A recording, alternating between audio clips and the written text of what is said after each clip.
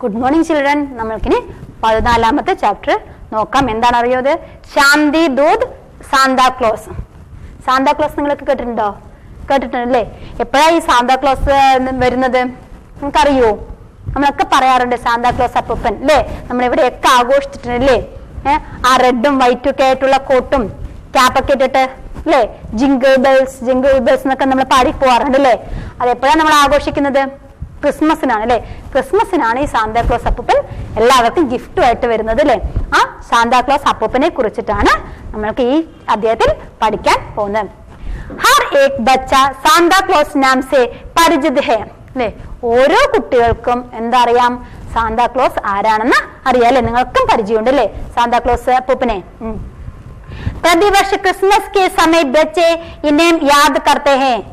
എല്ലാ വർഷവും എന്ത് ചെയ്യും? ക്രിസ്മസ് കെ സമയം നമ്മൾ എപ്പോഴാണ് സാന്താക്ലോസിനെ ഓർക്കുന്നത്? ക്രിസ്മസ് സമയത്താണ് നമ്മൾ സാന്താക്ലോസിനെ ഓർക്കുന്നത്. ബച്ചോം K beige Inca Aagaman is ത്യോഹാർ കി വിശേഷ് ബാത് ഹേ. ഈ ബച്ചോം കി ബീജ് കുട്ടികളുടെ ഇടയിൽ ഇൻകാ ആഗമൻ ഇദ്ദേഹത്തിന്റെ ആഗമനം വരവെന്ന് പറയുന്നത് എന്താണ്? ഇസ് ത്യോഹാർ കി വിശേഷ് ബാത് ഹേ. ഈ ഉത്സവത്തിന്റെ ഈ ക്രിസ്മസിന്റെ ഏറ്റവും വിശേഷപ്പെട്ട ഒരു കാര്യമാണ്. वे बच्चों के लिए बहुत सारे खिलौने और मिठाइयां की भेंट लेकर आते हैं. അദ്ദേഹം വരുന്നത് വെറുതെയാണോ വരുന്നത്? അല്ല അല്ലെ. കുട്ടികൾക്കുള്ള കളിപ്പാട്ടങ്ങളും മിഠായിയുമായിട്ടാണ് ആര് വരുന്നത്? സാന്താക്ലോസ് അപ്പൂപ്പൻ വരുന്നത്. वे बच्चों के लिए बहुत सारे खिलौने और मिठाइयों के भेंट लेकर आते हैं. അദ്ദേഹം കുട്ടികൾക്കുള്ള ഗിഫ്റ്റും പിന്നെ കളിപ്പാട്ടങ്ങളും മിഠായിയും ഒക്കെയുള്ള ഭാണ്ഡവുമായിട്ടാണ് അദ്ദേഹം വരുന്നത്. वे हमेशा लाल रंग का चोगा और सिर पर लाल रंग की टोपी पहनते हैं. वे हमेशा लाल रंग का चोगा. അദ്ദേഹം ഇങ്ങനെ ചുവന്ന നിറത്തിലുള്ള അല്ലേ അദ്ദേഹത്തിന്റെ മേലങ്കി ഇട്ടിട്ടാണ് അദ്ദേഹം വരുന്നത്. और सिर पर लाल रंग की टोपी पहनते हैं. പിന്നെ തലയിൽ ഒരു ചുവന്ന തൊപ്പിയും ഉണ്ടാവും. लंबी सफेद और रेशम जैसी दाढ़ी भी है. പിന്നെയും ലംബി ഏറ്റവും നീളമുള്ള വെളുത്ത രേഷം ജൈസി ധാടി നല്ല നീളത്തില് കാണാൻ നല്ല ഭംഗിയുള്ള മനോഹരമായിട്ടുള്ള താടി അല്ലേ.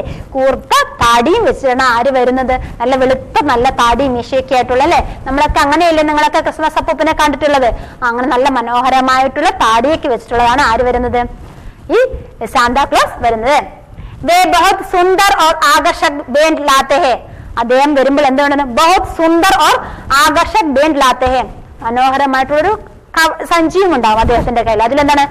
ऐसा लगता है कि प्रकृति भी इनका स्वागत करने के लिए तैयार रहती है. നമ്മളൊക്കെ അദ്ദേഹത്തെ പ്രതീക്ഷിച്ചിരിക്കുന്നത് പോലെ തന്നെ പ്രകൃതിയും അദ്ദേഹത്തെ പ്രതീക്ഷിച്ചിരിക്കുന്ന. പ്രകൃതി എന്ത് ചെയ്യുന്നു?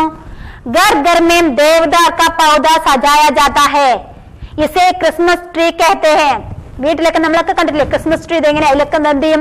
നിറയെ സ്റ്റാറുകളും ഗിഫ്റ്റൊക്കെ നമ്മളിങ്ങനെ അല്ലെ റാപ്പർ ചെയ്തിട്ടൊക്കെ കെട്ടി വെക്കാറുണ്ട് അല്ലേ. അപ്പൊ നമ്മുടെ വീട്ടിൽ ഇദ്ദേഹം വരാൻ വേണ്ടിട്ട് എന്ത് ചെയ്യുന്നുണ്ട്? പ്രകൃതിയും അതിന് വേണ്ടിയിട്ടുള്ള ഒരു മരമാണ് ഈ ക്രിസ്മസ് ട്രീ. ദേവദാരു മരത്തിന് എന്താ പറയുന്നത്?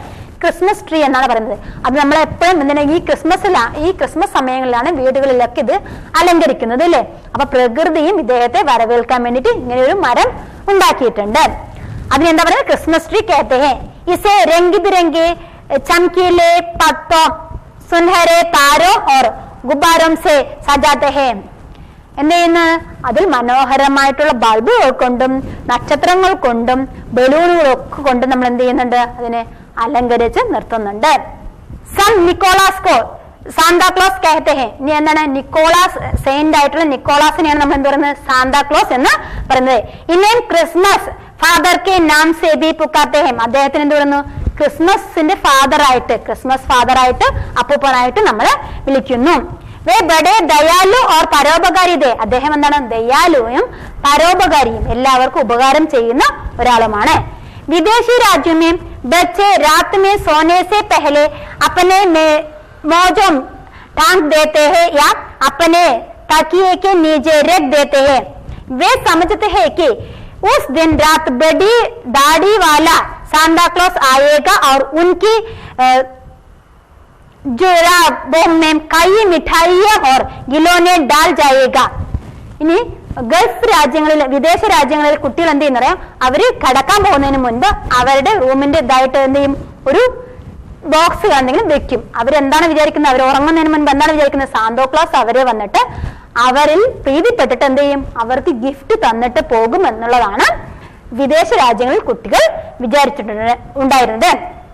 സവേരെ ജബ് വേ ഉടത്തെ ഹേ തബ് അപ്പനെ മൗസം में सुंदर उपहार पाकर खुशी हो जाते हैं. രാവിലെ എണീറ്റ് നോക്കുമ്പോൾ ആ അതിൽ എന്ത് ചെയ്യും? നല്ല ഉപഹാരം എന്ന് ഗിഫ്റ്റ് കാണുമ്പോൾ അവരെന്ത് ചെയ്യുന്നുണ്ട്? സന്തോഷിക്കുന്നുണ്ട്. ഖുശ് ഹോ ജാത്തെ ഹേ. അസൽ में ये उनके माता-पिता ही रखते हैं. യഥാർത്ഥത്തിൽ എന്താണ് ഇത്? ആരാ വെക്കുന്നത്? ആ കുട്ടികളുടെ അച്ഛനും അമ്മയും തന്നെയാണ് വെക്കുന്നത്. പക്ഷെ കുട്ടികൾ എന്താണ് വിചാരിക്കുന്നത്? മഗർ വേ സമझते हैं कि सांता क्लॉस उन पर कृपालु होकर ये सारे खिलौने दे गए. കുട്ടികൾ വിചാരിക്കുന്നത് എന്താണെന്ന് പറഞ്ഞു കഴിഞ്ഞാൽ സാന്താക്ലോസ് അവരിൽ പ്രീതിപ്പെട്ടിട്ട് കൃപാലുവായിട്ട് അവർക്ക് ദയ തോന്നിയിട്ട് കുട്ടികൾക്ക് വേണ്ടി കിലോനെ കളിപ്പാട്ടങ്ങൾ അവിടെ വെച്ചിട്ട് പോയതാണെന്നാണ് അവര് വിചാരിക്കുന്നത്. വേ ബഡേ ഹി ഉദാർ വ്യക്തി ദേ കിസി കോ ബതായേ ബിനാ ലോഗോം കി സഹായത കർത്തേ ദേ എന്നറിയോ? ഇനി സാന്താക്ലോസ് എന്ന് പറയുന്നത് എന്താണ്? ഉദാർ വ്യക്തി, ഉദാര മനസ്കനായിട്ട് എല്ലാവരും ദാനം ചെയ്യുന്ന ഉദാര മനസ്കനായിട്ടുള്ള ഒരു വ്യക്തിയാണ് ആര്? സാന്താക്ലോസ്. കിസിക്കോ ബതായേ ബിന ലോകം കി സഹായത കർത്തേ ഹേ. പറയാതെ തന്നെ ജനങ്ങൾക്ക് എന്ത് ചെയ്യുന്നു? സഹായങ്ങൾ നൽകുന്ന ഒരു വ്യക്തിയാണ് ആര്? സാന്താക്ലോസ്. യഹ് ആജ് സേ 2000 വർഷ പഹലെ കി ബാത് ഹേ. ഇത് 2000 വർഷം മുൻപുള്ള ഒരു കഥയാണ്. 25 दिसंबर को ईसा मसीह का जन्म यरूशलेम के बेथलेहम नामक गांव में हुआ था. 2000 വർഷങ്ങൾക്ക് മുൻപുള്ള ഒരു കഥയാണ്. 25 दिसंबर को ഈസാ മസിഹ എന്നറിയോ? യേശു ക്രിസ്തു എന്നാണ് 20 ഡിസംബർ 25 का जन्म जेरूसलेम के ബദ്ലഹേം ജെറുസലേമിലെ ബദ്ലഹേമിൽ ആര് ജനിച്ചു? യേശു ക്രിസ്തു ജനിച്ചു. നാമക് ഗാവ് മേ ഹുവാ താ.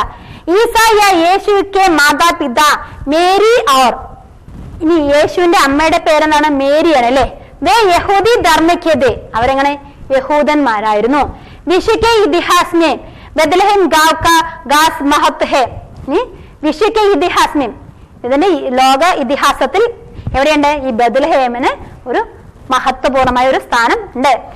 യഹൂദി और ഈസായിയം കാ പുണ്യസ്ഥൽ ഹേ. ഇതാണ് യഹൂദന്മാരുടെയും ക്രിസ്തുമത വിശ്വാസികളുടെയും ഒരു പുണ്യസ്ഥലമാണ് ജെറുസലേം.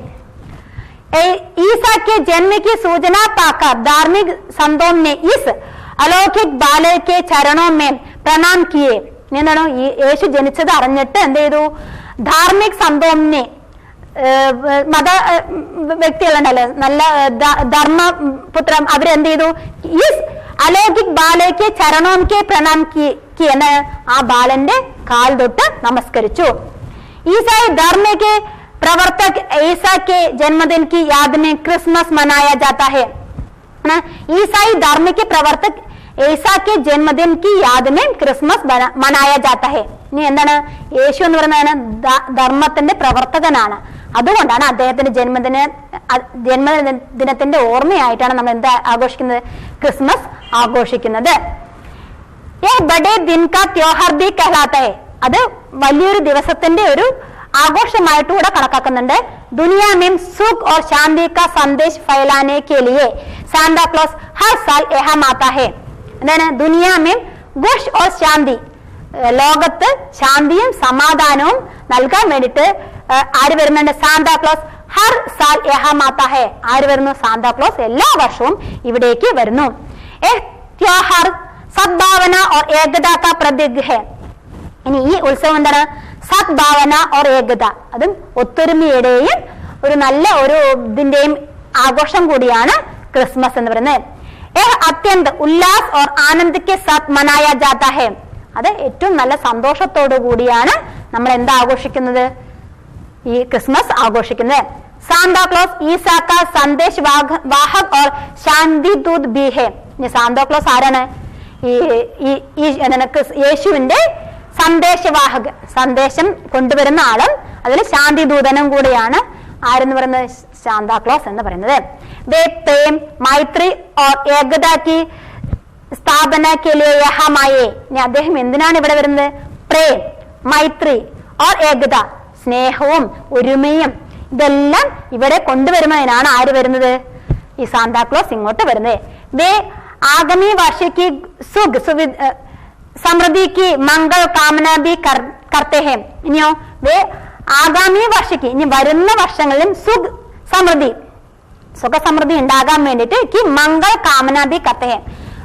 വരുന്ന വർഷങ്ങളിലും സമൃദ്ധിയായിട്ടുള്ള വർഷങ്ങളായി തീരാൻ വേണ്ടി അദ്ദേഹം നമ്മൾക്ക് വേണ്ടി പ്രാർത്ഥിക്കുന്നുണ്ട്. ഹമേ അപ്പനെ ജീവൻ കോ മഹാൻ ബനാനാ ചാഹിയേ. നമ്മൾ എന്താണ് നമ്മുടെ ജീവിതത്തിൽ ഏറ്റവും മഹത്തായ കാര്യങ്ങൾ ചെയ്യാൻ നമ്മൾ ശ്രമിക്കുക. യഹി ഉൻകി കാമന ഹെ ലക്ഷ്യ. അതാണ് അദ്ദേഹത്തിന്റെ ആഗ്രഹം, ലക്ഷ്യം എന്ന് പറയുന്നത്. സാന്താക്ലോസിന്റെ ലക്ഷ്യം എന്ന് പറയുന്നത് എന്താണ്?